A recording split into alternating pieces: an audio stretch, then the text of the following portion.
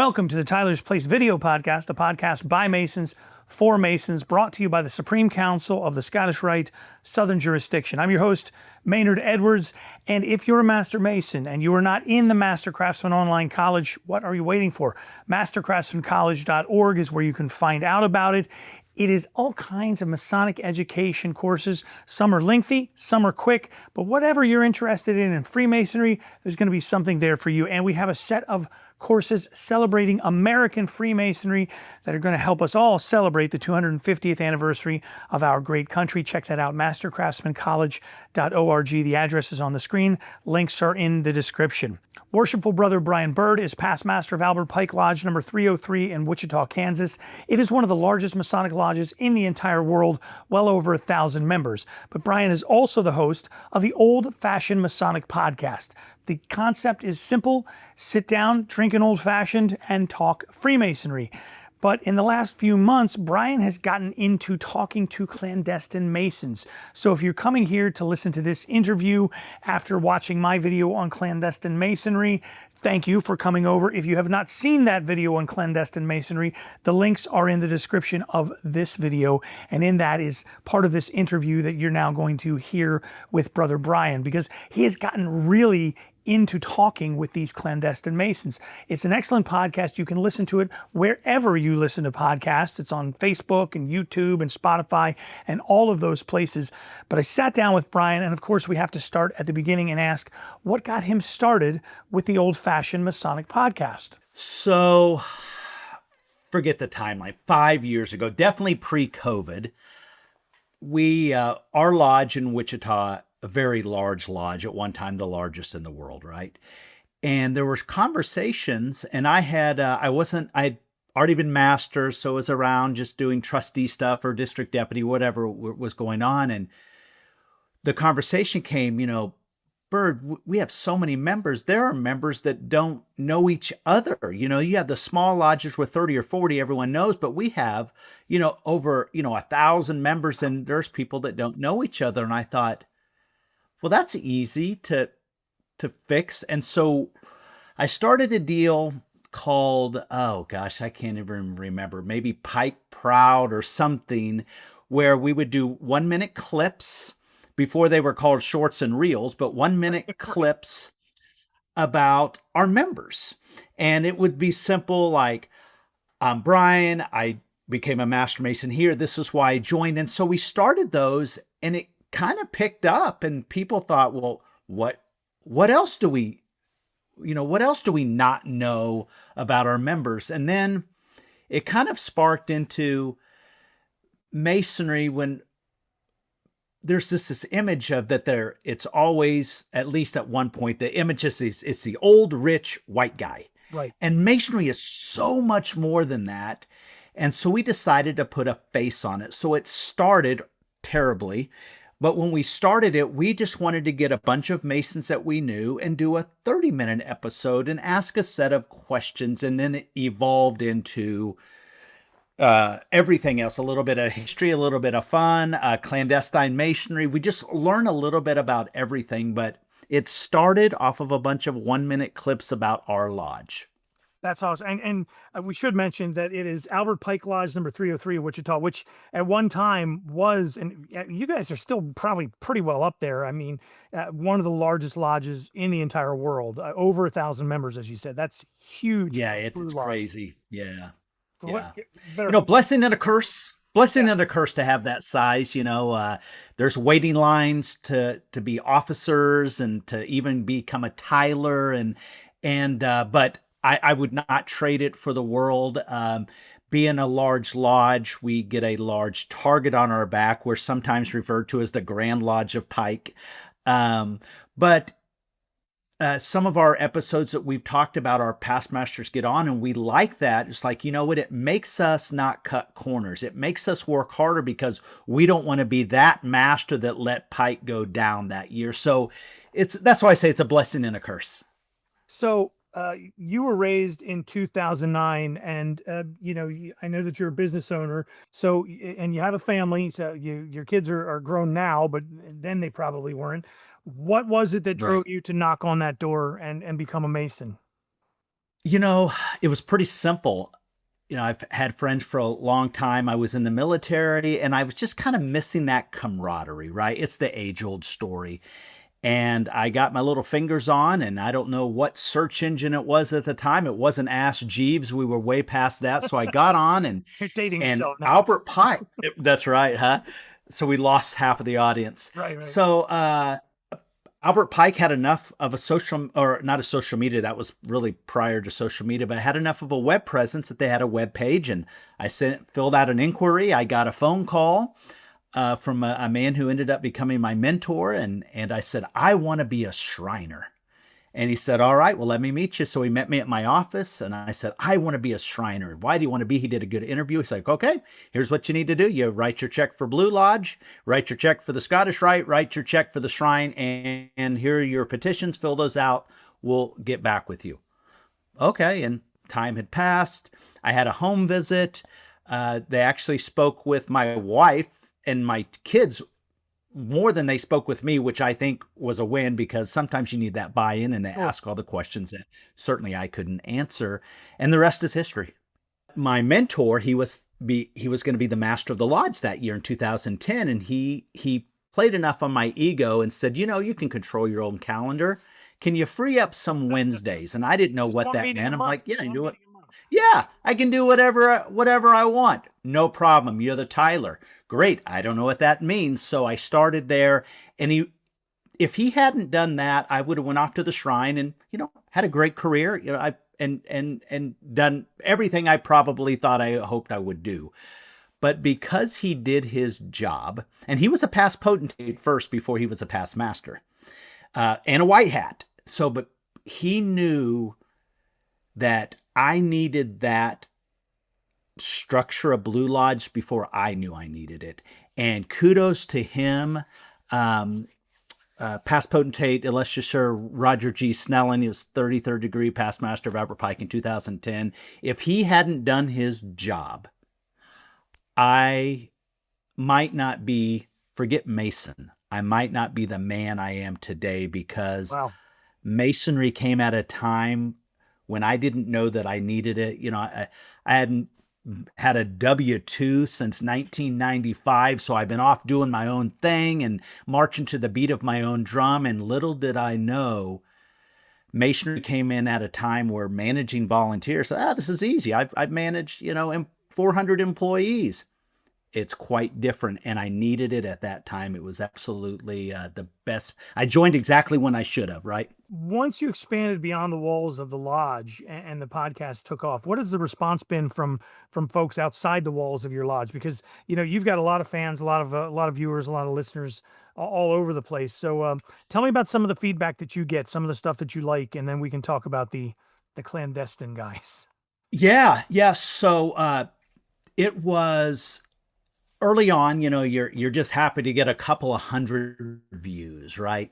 And so early on, it's like, oh, this is interesting. You ought to do this. So you get a lot of feedback. Great. Oh, I like this and I don't like that, because I think that people around me know that you can shoot super straight with me. If something sucks, great. Why does it suck? If something's great, why do you think it's great? And just be transparent. That's just my style. So it kind of picked up, and then we would start to get guests call. Oh, well, you'd like to be on. Why would you want to be on this? And then it started to evolve, and a podcast or a YouTube, a vlog, the host is important, but the guests are what really get people. At the end of the day, we get tired of listening to the same voice, but if they have a different voice on there and to hear their story, and they found out not only our Masons in our lodge, but outside, it's like, wait a minute, we're all really similar. And in Kentucky and California, or they do this different. That's weird. And as much as we've talked about positive stuff, our channel, the lane we go, we want to be real. The thing about your channel and your page that I have enjoyed the most is your discussions about clandestine masonry, because I don't think people take it seriously. I think when we are baby masons and you take that obligation and you hear about clandestine Masons, you think, well, that's not, who's pretending to do this? You can just walk in here and like they're begging for Right. people to come in the some lodges. Who's Right. pretending to do this? And then Right. a little bit of research or a little bit of looking online, you realize it's actually a real problem and people are getting scammed out of time and out of money by these clandestine groups. So how did you get started on your trip to, as you call it, Clandy-Land, which I love? Well, the Clandy-Land came to me. So, as our podcast started to grow, we were getting guest requests or referrals, and I got a request from a gentleman named Weston Jarvis. And so, if you've seen the episode, he came on and he starts essentially with, "Hey, I appreciate the opportunity. I've been trying to get somebody to talk with me for 30 years," or whatever number he threw up. And then he starts off with, "I'm a Clandy and I'm super Clandy." And he kind of meant it tongue in cheek, but that's been a sound bite that frankly has haunted him. Um, I I'd heard the word clandestine and just like you alluded to, I'm like, why would anybody want to fake this? We Right. come on in. What we've learned on our interviews, it is such a world of buying degrees, paying for 32nd or 33rd degrees, anywhere between $715,000. And what we've determined, it's at least in the United States, it's predominantly in the African American community. It is. It's 97%, forget the number. Somebody's going to fact check me and say it's 95%. It's a Predominantly, let's high, just say. high Yeah. number, right? And it's really fascinating. And so when we've interviewed guests, they said, there are times where we had a background that we didn't think that they would accept, but these guys said that they would. Or I wanted to be in a lodge where somebody looked like me. And okay, I get that. But the interesting thing and some of the conversations that I've had with guests is, so you wanted a second chance, great. You wanted to be in a lodge where somebody looked like you, I get it. But this predatory, I feel like, in my opinion, you want to talk about attacking your own community and defrauding your own community. That's the opposite of what I think that I would want. If I'm really trying to make a change, and forget if I agree with the lineage and all that, why would I want to defraud my own community? And that's a whole nother layer of just, Yeah, because and we should probably explain it's a, to yeah, folks who are not up on this. So what will happen very often is that these clandestine organizations will say that, all the initiation fee is, thousands of dollars and then monthly you have to pay thousands of dollars. And, I like you, I kind of at first I didn't take it seriously. And then a couple of years ago, it was right before the holidays. This is pre-COVID, so it's been more than a couple of years ago. This gentleman came into the House of the Temple. We get brothers come in all the time, and if I see someone that I'll stop and chat with them and introduce myself. This gentleman is in the library and he's talking to one of our librarians and trying to inquire about how he can join us and get away from where he is. And I start talking to him, and he's from the Washington D.C. area and had joined a lodge, and was he explained to me and he showed me his dues card and he said, the master says I have to pay this much more money, or I have, and I have to divorce my wife and all these other and this man had spent several years trying to become a master mason. He'd finally earned enough money to pay to become a master mason. And it was some god awful figure, like 10 grand that he had to pay just to become a master mason. And then, right, but then he, they were telling him he had to leave his wife and all that because she didn't approve of the lodge. And so he wanted to join our organization. So I had to kind of very delicately explain to this brother or this man, he wasn't a brother officially, that he was part of a clandestine group. And I mean, he was just heartbroken, and my heart just went out to him because you could tell he was a pretty good guy and just wanted to belong to a good organization and thought that that's what he was doing. And really, they were just kind of taking his money and more or less abusing him sort of mentally and emotionally. And it was really yeah. just unfortunate, and it's out there, and those are some of the guys that you're talking to. It's amazing. So we kind of jokingly we started to every time somebody would come in and say, hey, I found out that I'm clandestine, I'm getting out, and we'd kind of help directing. So we're like, oh man, I bet we're here. So we went back and started checking the emails.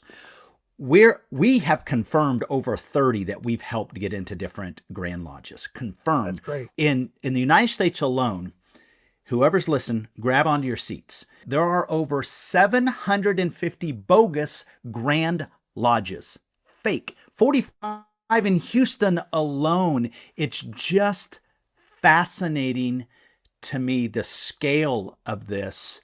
And so many of these men are taken advantage of. That's the most unfortunate thing, is that to people who are outside the craft, they don't understand that, there's no copyright on the square and compasses. Anybody can slap it on anything. A lot of these organizations, the thing that establishes them is they'll put this stuff on their website and say, well, here's all of our documents. And they're very clearly forged in some cases. You can get a Wix website, throw a website up, throw you some social media, get you some Etsy charters, and boom, you got a Grand Lodge. Which seems like, who would do that? But it is being done all the time. It's just fascinating. And these guys hop around from Grand Lodge to Grand Lodge, and if you're inside, you have to say, what is going on? What's all this chaos, and who is the common denominator? You really don't understand that it exists unless you kind of look up from your own world and see that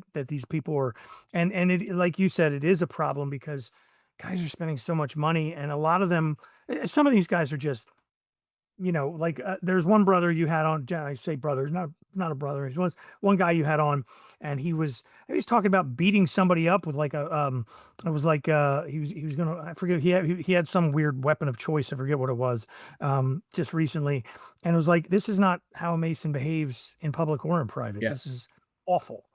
Yeah, there's a lot of gang style initiations. Yeah. So you run it. What's the worst one you kind of come across, or do you have? I mean, I know there's been a bunch. It's 500. Well, the one with the lady was pretty rough. The one we have coming up